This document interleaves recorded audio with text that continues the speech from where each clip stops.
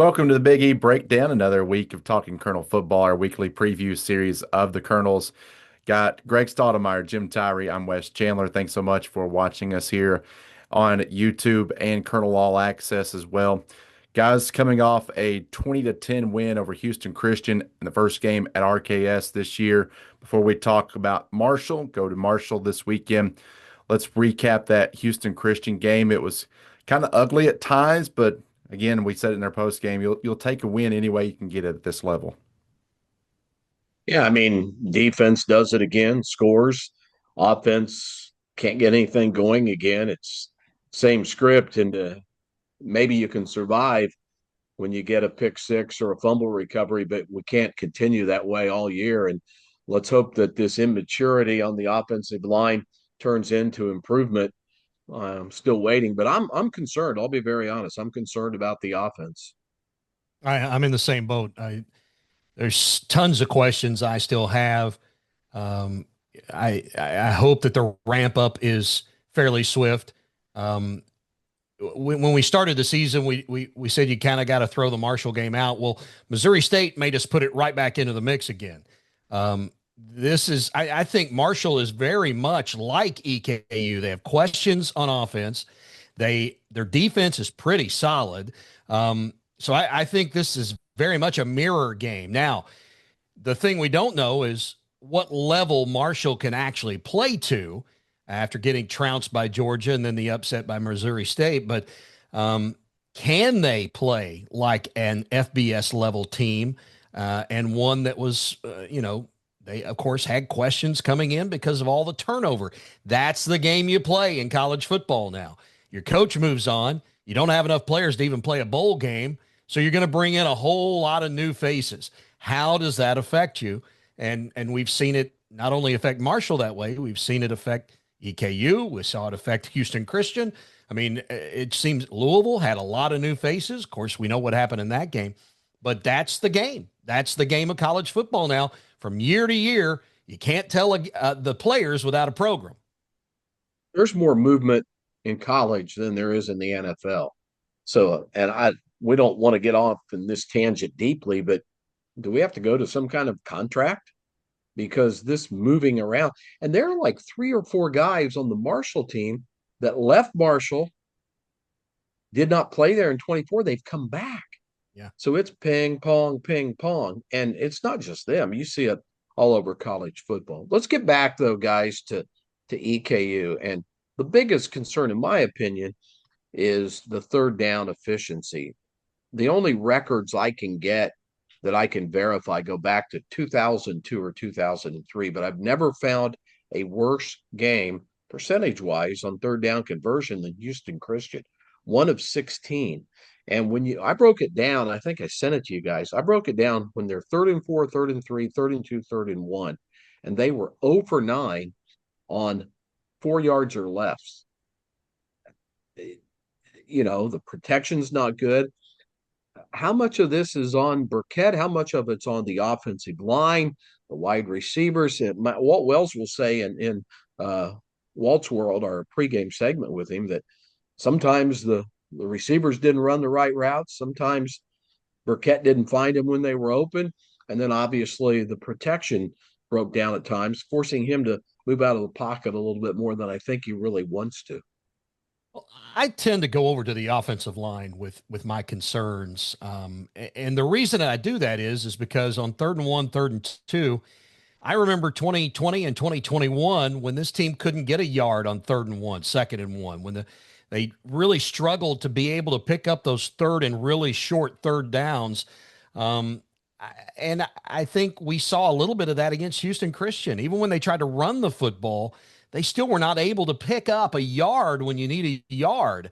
So a lot of times they were losing, they were going backwards. And that's the biggest concern I have for the if you can't get 1 yard when you need a yard, then everything else is not going to be able to fall in line either. You're going to have issues. It's like the old analogy of a chain. It's only as strong as its weakest link. And right now, I think there are questions about whether or not that weakest link is the offensive line. There are Here's three what they did. areas I want to really hatch down on here in the upcoming weeks. Hopefully, we can get those resolved. One being the offensive line. Nobody on the offensive line graded out great this past week against Houston Christian, creating some space for Burkett to throw, but also we got to get the running game going, and that kind of works along the same path of getting the offensive line going. The reason that Latham and Montgomery have not been able to get going partly is in part to the offensive line. So those two work hand in hand. And then I also want to be able to see the receivers run better routes. I mean, you both Louisville and Houston Christian have really targeted Cowwise to an extent. Cowwise, that leader of that group, also would like to see him get going a little bit more. They're not getting separation on their routes enough. You have to have separation. Back to the third and on 3rd and 2, here's what they did on Saturday. -2 on a rush, 1 yard on a rush, 1 yard on a rush, 2 incomplete passes. On 3rd and 1, they gained no yards on it. So even, you go there, that on 3rd and 2 or less, they were 0 for 6. What about the defense? I think obviously EKU's 27 points on the good side and have not allowed a point off turnover. And that's kind of the good thing about the offense. They're not turning it over. And penalties, except for the false starts, have been limited. Walt said the pre-snap penalties are what concern him. There haven't been many penalties during the flow of action. But where's your concern if you have one on defense? To be honest with you, I don't think one's popped up for me in the first couple of games. I thought they played fairly well against Louisville. I think my biggest concern might be the second level. Once you're funneling guys to get into that second level to where your linebackers are supposed to make the tackle, it seems like the running game of Houston Christian was able to get some yards after contact. So that might be a little bit of a concern. You don't notice the glaring mistakes of the defense because they have been able to keep you in games, or at least the one game against Houston Christian. And eventually what they did won the game for you. And I think all three of us knew coming in, probably the first couple of weeks, that we knew the defense would probably have to carry a heavy lift or a heavy load to the success of EKU so far. And that is parlayed out the first couple of weeks. Hopefully that can become less of a stretch for the defense to have to carry that much weight and the offense can get going. I think we've touched enough on what's happened through 2 games. Want to look ahead to the Thundering Herd? Let's go for it. Yeah. I tell you, my biggest concern with Marshall is Missouri State. And here's what I mean. Yeah. They have now game tape to where they can fix mistakes that they made against Missouri State. And they'll be looking for the same type of things to correct during the Eastern Kentucky game. So all the things, Tony Gibson, my chance to get some of his comments, he said, here's what we got to fix. And Eastern Kentucky is going to bring a quarterback in here that's mobile that they didn't see against Missouri State. So containment of the quarterback is of utmost importance to them. And that worries me because Burkett has not had a lot of time to throw the football and therefore makes 1 or 2 reads and feels like he's got to escape the pocket and get out and make something happen with his legs. And Marshall is really going to be concentrating on containment. So it's almost like Missouri State didn't do us any favors by showing Marshall what their weaknesses are and a chance to fix them before EKU comes to town. My biggest concern is right there too, and a couple of things. Tony Gibson, who has longed for this job, I mean, he played at Glenville State, so he's a West Virginia guy. He's got to get a win. And so they're not looking past this game at all. They know this one and Middle Tennessee are very winnable. Defensively, the defensive coordinator is a guy who was on a team that beat EKU in the playoffs and won a national championship. We know him, Shannon Morrison. He was under Mark Eller for 4 years and 1 year under Walt Wells. So he knows EKU. So he's going to be ready to get his defense going. 5 of their top 9 defensive linemen are over 300 pounds. They're big. And they had 6 sacks against Missouri State. The only way Missouri State was able to really motor offensively was through the air. They threw 388 yards. I don't see that in the EKU offense. So uh, I worry that the offense will be stymied, and again, there will be too much pressure on the defense. I hope the offensive guys watch this and they get mad at what we're saying, because I think they can get better. I think they can improve, but we've got to see it on the field. Well, the Marshall defense is going to pin their ears back. They've seen what Louisville's done. They've seen what Houston Christian was able to do. They're going to come after the quarterback. Missouri State got 18 first downs in that game last weekend, and 13 of those were through the air.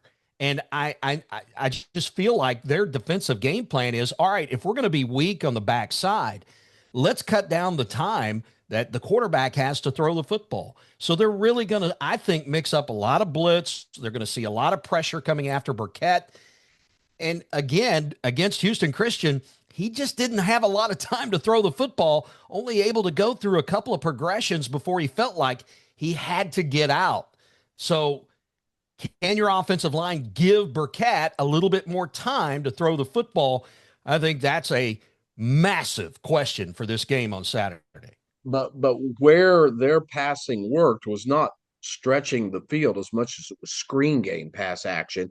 So they have to work on that. We'll have to see if EKU tweaks its plan to try to maybe emulate a little bit what Missouri State did.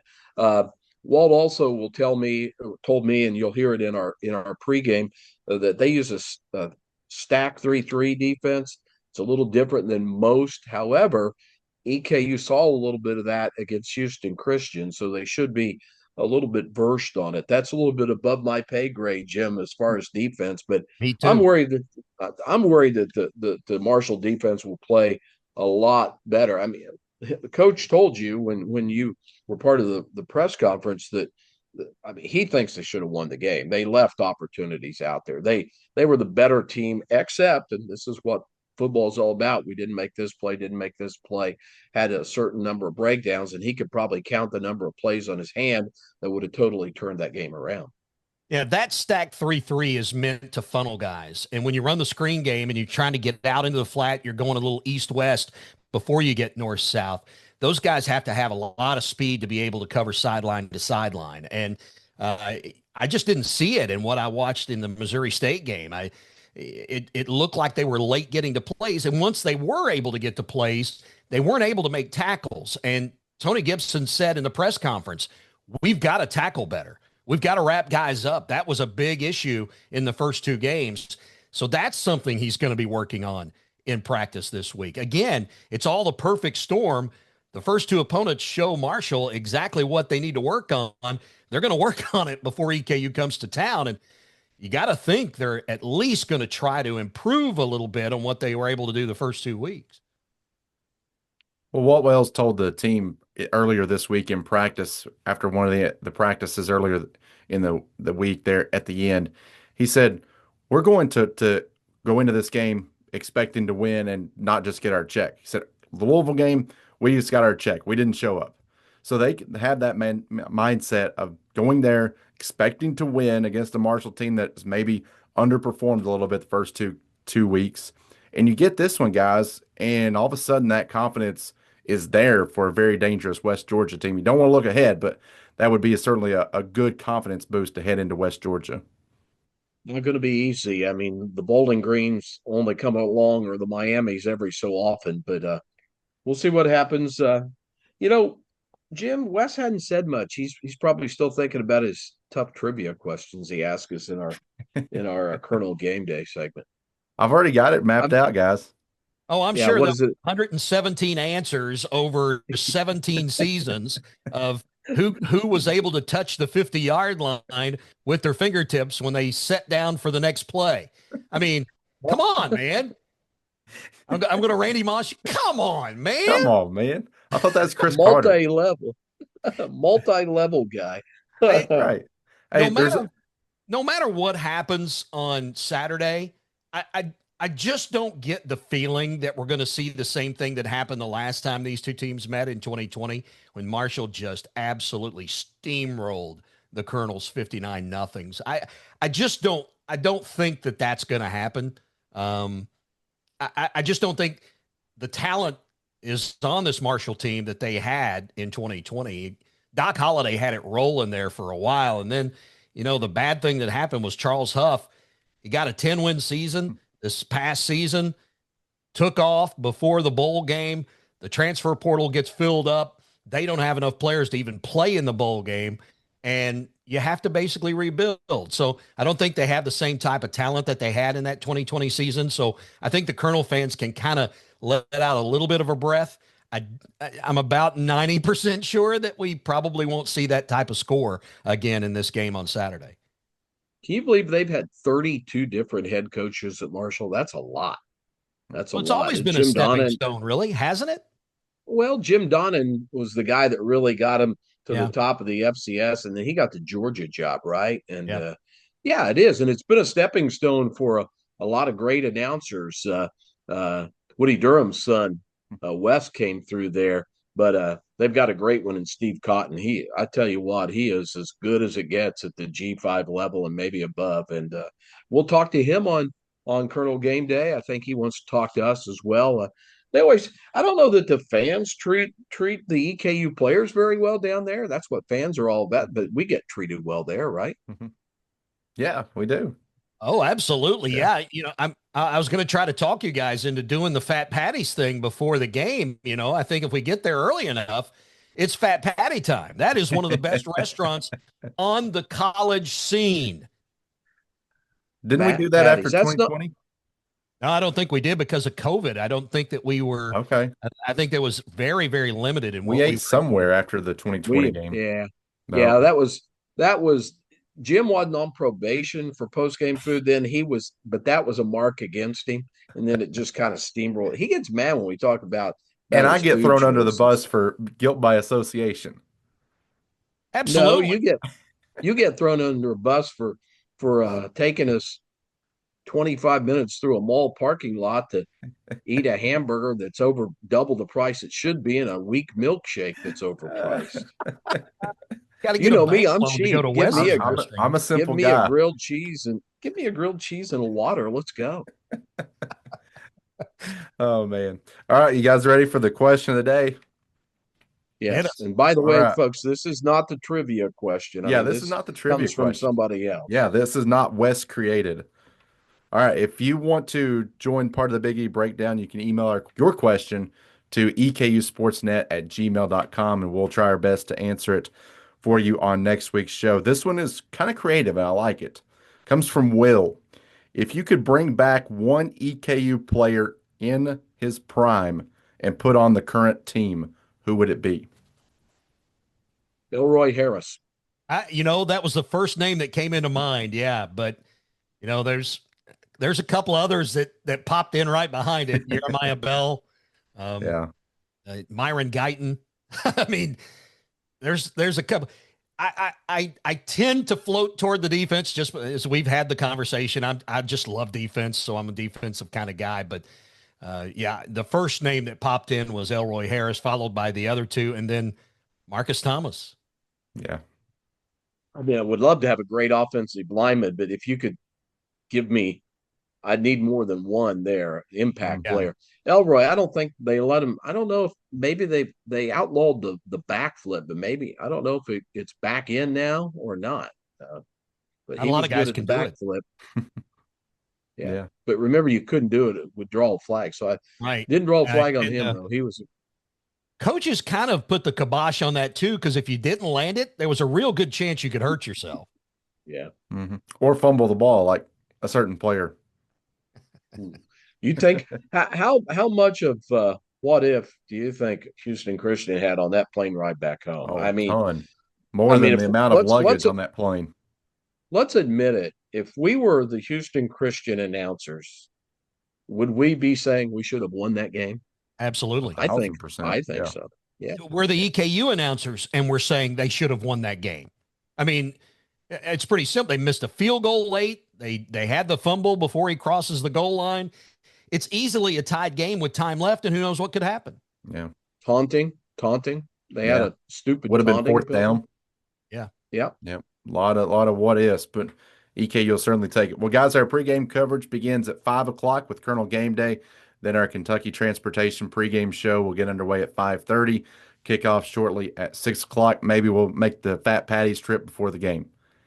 Get Go Jim Big all E. excited. Yeah. All right, guys. Looking forward to it. Thanks for your time. You've been watching the Big E Breakdown as we preview the Marshall game.